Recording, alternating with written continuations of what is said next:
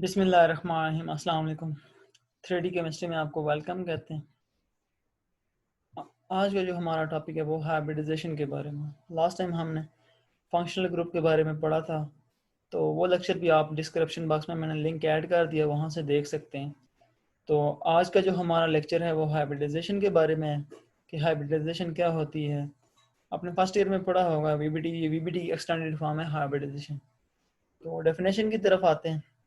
Hybridisation नाम से ही जाहिर हो रहा है, हाइब्रिड मीन मिक्सिंग। ठीक है, ये मिक्सिंग होती है, हमारे पास क्या होती है, मिक्सिंग होती है। इन केमिस्ट्री हम देखें तो डिफरेंट शेप्स और एनर्जीज के एटॉमिक ऑर्बिटल मिक्स होते हैं, और जो न्यू हाइब्रिड ऑर्बिटल बनते हैं वो उनकी शेप्स और एनर्जी क्या होती है, सेम होती है। ठीक है, तो प्रॉपर डेफिनेशन क्या है, it is the concept of mixing atomic orbitals with different energies and shapes to form new hybrid orbitals having same shapes and same energies. ठीक है, एंड देन फिर क्या होता है, वो केमिकल बॉन्ड बना लेते हैं डिफरेंट एटम के साथ। ठीक है, तो हाइब्रिडाइजेशन के लिए आपको सबसे पहले शेप्स के बारे में पता होना चाहिए। हम कि शेप्स क्या हैं, एस ऑर्बिटल की क्या शेप है, पी की क्या है, तो इनकी शेप्स देख लेते हैं। Shapes of S and P orbitals. S और पी ऑर्बिटल की शेप्स क्या हैं? वैसे तो डी एफ बी होते हैं, लेकिन आप अभी जस्ट एस और पी के बारे में डिस्कस करेंगे। तो एस की बात करें तो एस की शेप्स क्या होती है, स्फेरिकल। ठीक है, एस की शेप्स क्या होती है, स्फेरिकल। ये 3D में आपको शो हो रहा है, एस की शेप्स स्फेरिकल नजर आ रही है। ठीक है, और पी ऑर्बिटल की बात करें तो पी एक्चुअली ऐसा होता है, ये पी ऑर्बिटल है, डम्बल शेप होती है। ठीक है, पी की डम्बल शेप होती है, डम्बल शेप। और इसको हम फर्दर इसमें फर्दर 3 सब शेल्स होते हैं, P X, P Y and P Z. और आप उसको 3D में अरेंज करें तो पी एक्स ऐसे शो होगा, और P Z and P Y ये फर्दर 3D में अरेंज हुआ है, P X, P Y and P Z. Actually इसकी शेप्स क्या होती है, डम्बल शेप, 2 लूब्स बने होते हैं। ठीक है, ये 2 लूब्स डम्बल शेप, इसकी पी की एक्चुअल शेप जो होती है डम्बल होती है। ये थी एस और पी की शेप्स। नेक्स्ट हम हाइब्रिडाइजेशन की तरफ आते हैं, एक्चुअल जो हम स्टार्ट करेंगे आज। sp3 हाइब्रिडाइजेशन ऑफ कार्बन, के कार्बन आइटम किसी भी कंपाउंड में आप कार्बन की हाइब्रिडाइजेशन चेक करते हैं तो sp3 कैसे निकालेंगे, sp2 कैसे निकालेंगे, या sp कैसे निकालेंगे। तो हाइब्रिडाइजेशन सबसे पहले sp3। तो इसके लिए आपको कार्बन की इलेक्ट्रॉनिक कॉन्फ़िगरेशन पता होनी चाहिए। कार्बन का एटॉमिक नंबर 6 से इलेक्ट्रॉनिक कॉन्फ़िगरेशन लिखेंगे तो पहले 1s2, फिर 2s2 एंड 2p2। अब लास्ट शेल में बात करें तो 4 इलेक्ट्रॉन हैं, 2s2 में 4 हैं और 2p2 में 4 हैं। p में further p x p y z होते हैं, तो ये अनपेड आ जाएंगे। तो क्योंकि वैलेंस शेल जो होता है वो बॉन्डिंग फॉर्म करता है ना, तो वैलेंस शेल की बात करें तो ये एस वाला तो 2s2 बिल्कुल फिल है, इसमें कोई वैकेंसी नहीं है, और 2p2 में 2 अनपेड इलेक्ट्रॉन है। ठीक है, तो इसका मतलब है कार्बन के 2 की वैकेंसी है, 2 बॉन्ड बना सकता है यहाँ कार्बन ग्राउंड स्टेट में। ग्राउंड स्टेट क्या होती है, वो एनर्जी स्टेट, वो स्टेट जहाँ एनर्जी हमारे पास 0 होती है। ठीक है, अब होता क्या है कि डाई वैलेंसी शो कर रहा है कार्बन, तो एक्चुअली तो 4 बॉन्ड फॉर्म करता है, हमने तो ये पढ़ा था।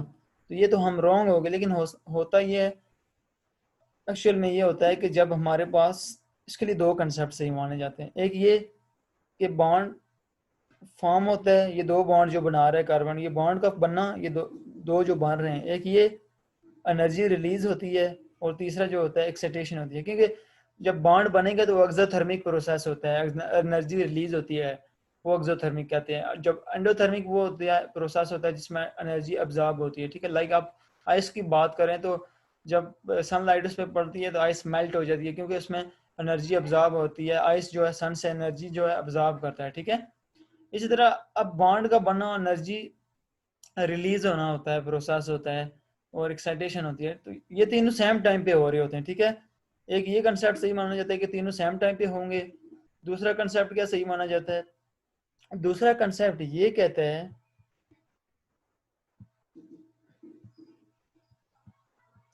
दूसरा कंसेप्ट ये कहता है कि जब आपके पास 2 बॉन्ड बनेंगे, ठीक है, ये 2 बॉन्ड बन रहे हैं, एनर्जी रिलीज होगी, और ये एनर्जी 2s2 वाला शेल पिक कर लेगा और अपना इलेक्ट्रॉन शिफ्ट कर देगा pz में। ठीक है, और इसके पास आ जाएगा एक इलेक्ट्रॉन। ठीक है, अब 4 अनपेड इलेक्ट्रॉन हो गए, ये इलेक्ट्रॉन आपका शिफ्ट हो गया, इधर आ गया। ठीक है, एक्साइटेशन होगी आपके पास। जब एक्साइटेशन होती है तो तब क्या होता है, एनर्जी रिलीज होती है। कितनी एनर्जी रिलीज होती है? 97 किलो कैलोरी पर मोल एनर्जी रिलीज हुई, एक्साइटेड स्टेट में चलेगी इलेक्ट्रॉन, ठीक है। अब देखें तो यहाँ एक्साइटेड स्टेट आपको शो हो रही है, एस में एक और पीजी में भी एक इलेक्ट्रॉन आ गया, ठीक है। तो ये थी excited state, higher energy state of carbon. Actually बात करें तो एक typical bond strength carbon hydrogen की 100 किलो कैलोरीज पर मोल होती है।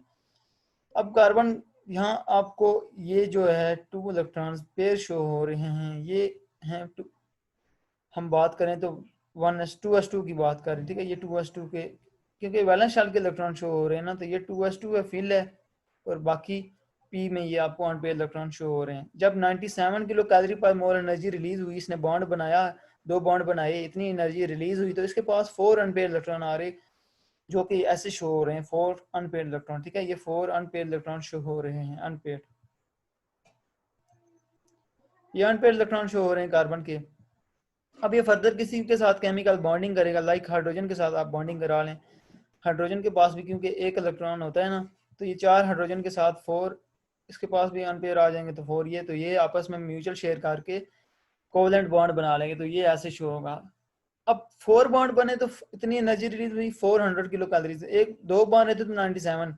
तो ओवरऑल एनर्जी की बात करें तो नेट एनर्जी आपके पास 300 किलो कैलोरीज पर मोल एनर्जी आपके पास रिलीज हुई, ठीक है, जो 4 बॉन्ड बने। तो यहाँ कार्बन आपको टेट्रावैलेंसी शो करता नजर आ रहा है, ठीक है। अब नेक्स्ट देखें तो हाइब्रिडाइजेशन कैसे होती है। अब एस में एक इलेक्ट्रॉन है, पी में 3 इलेक्ट्रॉन है, क्या होगा? इंटरमिक्स होंगे। एस की शेप्स आपने देखी थी वो डिफरेंट थी, और पी की शेप्स क्या थी? डिफरेंट थी। तो ये सारे आपस में क्या होंगे? इंटरमिक्स होंगे, तो आपके पास sp3 हाइब्रिडाइजेशन हो जाएगी, ठीक है। sp3 हाइब्रिड ऑर्बिटल बनेंगे, और बनेंगे कितने? जितने मिक्स हुए थे, एक s मिक्स हुआ और 3 मिक्स हुए p, तो आपके पास 4 sp3 हाइब्रिड ऑर्बिटल बन जाएंगे, ठीक है।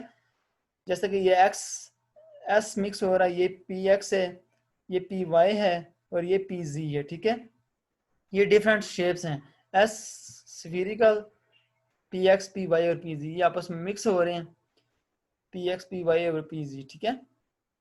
तो आपके पास 4 हाइब्रिड ऑर्बिटल बनेंगे, ये सारे मिक्स हुए, आपके पास 4 ऐसे हाइब्रिड ऑर्बिटल, ये हाइब्रिड ऑर्बिटल की शेप है, ठीक है। Actually this is the hybrid orbital.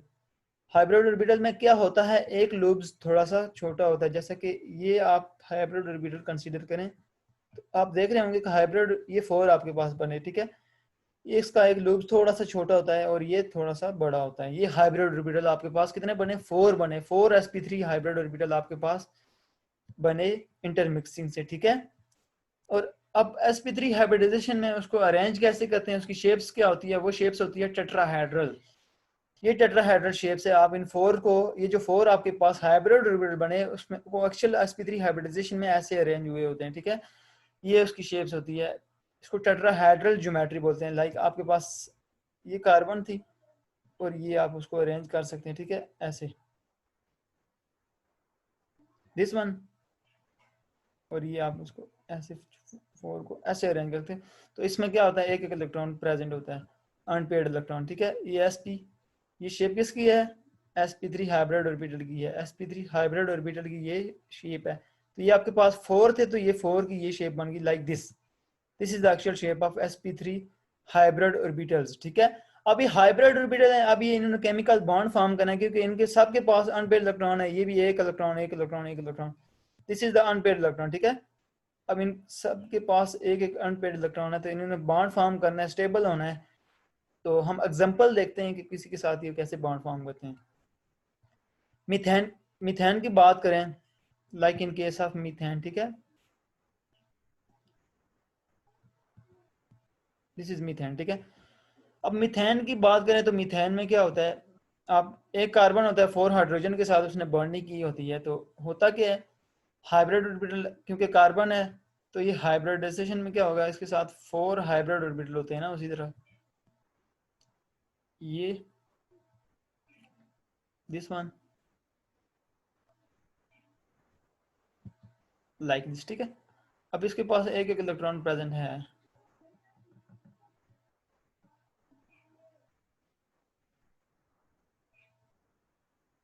अब क्या होगा नेक्स्ट? जब इसने ओवरलैपिंग करके बॉन्ड फॉर्म करना है, स्टेबल होना है, तो ये अपने 4 इलेक्ट्रॉन हाइड्रोजन के साथ, क्योंकि मीथेन है तो हाइड्रोजन के साथ शेयर करेगा, तो हर हाइड्रोजन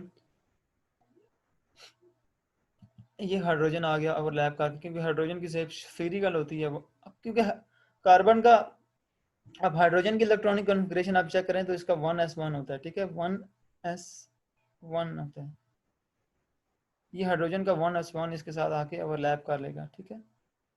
इस sp3 हाइब्रिड ऑर्बिटल के साथ एक हाइड्रोजन का हाइब्रिड ऑर्बिटल आपस में sp3 के साथ एक हाइड्रोजन का 1s आपस में ओवरलैप करेगा, तो ये आपके पास ऐसे शेप बन जाएगी, ठीक है। इसी तरह ये 4 हाइड्रोजन आए और इन्होंने इसके साथ बॉन्डिंग कर ली, ठीक है। ये अब स्टेबल हो गया, इसने अपनी स्टेबिलिटी अचीव कर ली, ठीक है। ये हाइड्रोजन है आपके पास 4, ठीक है।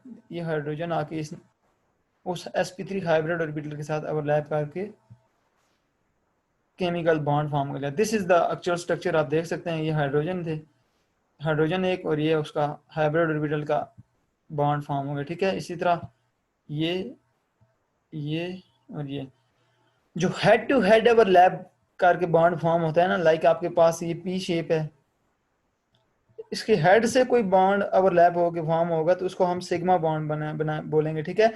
हेड टू हेड ओवरलैपिंग से जो बॉन्ड फॉर्म होता है उसको क्या बोलेंगे, सिग्मा बॉन्ड।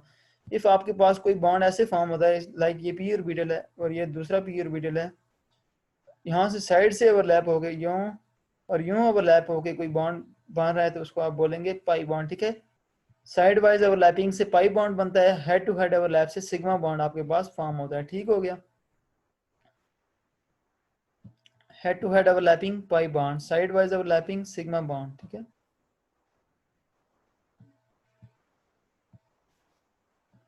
अब देखें तो ये बॉन्ड कैसे फॉर्म हुआ, ये बॉन्ड फॉर्म हुआ जी, एक sp3 था,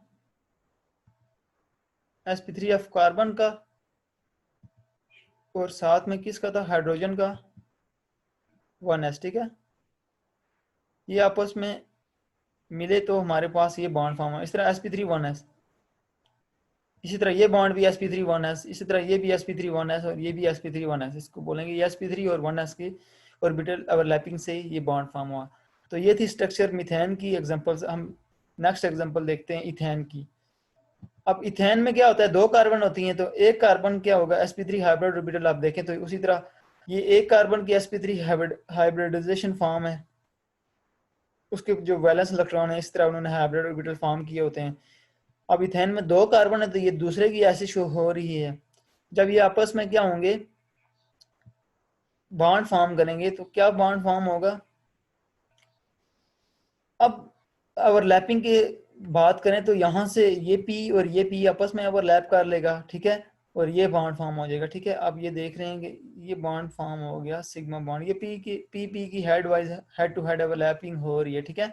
और बाकी जो ये बॉन्ड है ना, ये जो अनपेयर्ड इलेक्ट्रॉन sp3 वाला, ये बॉन्ड अपने हाइड्रोजन के साथ उसी तरह जैसे हमने मीथेन के केस में बनाया था, इसी तरह 1s हाइड्रोजन का और 1 एक sp3 हाइब्रिड कार्बन का, ठीक है। इसी तरह ये 1s हाइड्रोजन का और एक sp3 कार्बन का आपस में इंटरमिक्स हुए, इसी तरह ओवरलैप हुए और ये बॉन्ड फॉर्म हुआ, ठीक है। ये ओवरलैपिंग हो रही है, एक हाइड्रोजन इसी तरह और एक sp3 of carbon, carbon like this, ये sp3 है, ठीक है। ये sp3 को शो कर रहा है क्योंकि इसमें एक अनपेयर्ड इलेक्ट्रॉन है, तो ये sp3 1s, इस तरह ये हाइड्रोजन, ये भी हाइड्रोजन है इधर, और ये भी हाइड्रोजन है आपके पास, और ये भी हाइड्रोजन, ये सारे हाइड्रोजन आपके पास शो हो रहे हैं, ठीक है।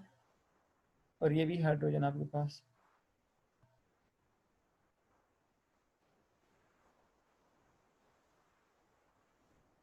ये थी sp3 हाइब्रिडाइजेशन ऑफ इथेन। उसी तरह हेड टू दो अब कार्बन है तो ये आपस में ऐसे ही, वैसे एक्चुअली इसका होता है ऐसे है, ठीक है। आप देख लें तो ये कार्बन का ये